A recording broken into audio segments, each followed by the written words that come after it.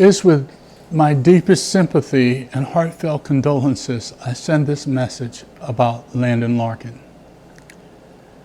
Landon Larkin will always be the firstborn, the first grandson, the firstborn. He loved his family and he loved being a Larkin.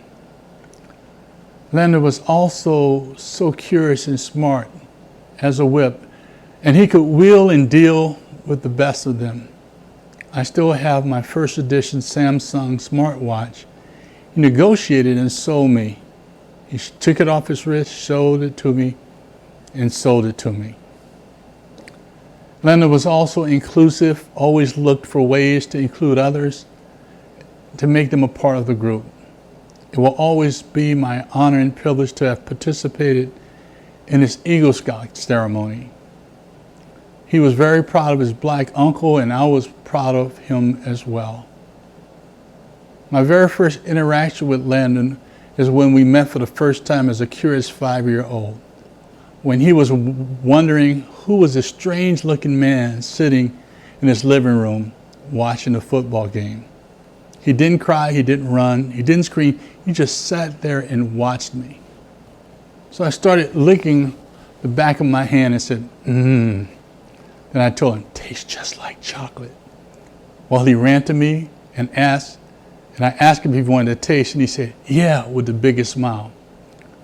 He licked the back of my hand and ran to his mother, Angie, saying, he tastes just like chocolate, he tastes just like chocolate. From that day on, we've been really close to each other from that day. It was Landon's curiosity and zest for life to look past obvious differences and embrace life to its fullest. I will sorely miss him, but will always be my special white chocolate buddy and nephew. I love you, Landon. I love the families. And I pray that God gives you peace that will pass understanding as we all go through this difficult time. I will miss you.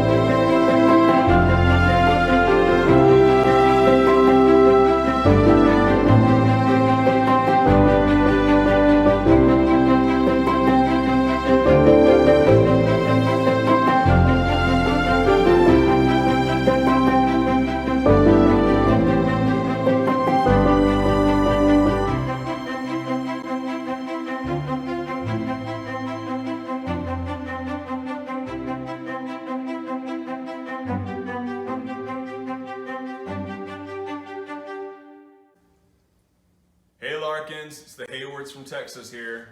We just wanted to send a short shout out video from everybody out in Texas, and we're missing you guys. We love you.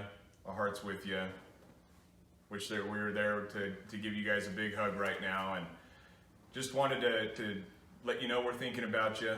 Let you know we're how sorry we are of the loss of Landon. We're all gonna miss him, and as everyone started sharing their stories, and I started reminiscing too about some things that I remembered about Landon. It just brought back some pretty good memories, and so I hope as we can all look back and reflect on his life, we can have some of those positive memories come forward and know that he had a very impactful yet short life, and we can look forward to those positive things to still remember. And just wanted to share with you a couple of things I don't know if you guys actually knew about.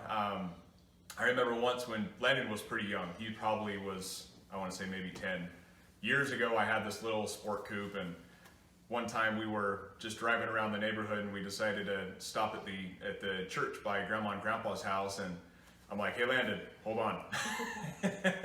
So I don't know if Todd had done this before, but I took him on his first test drive of doing drifting around corners, and we started doing donuts and drifting, and his eyes lit up, and he's like, whoa, that was awesome. He was all excited, he was loving it. And so, as you would imagine, every time he'd come over, he's like, Uncle Jordan, let's go down to the church. Can we go drifting? Can we go do some donuts?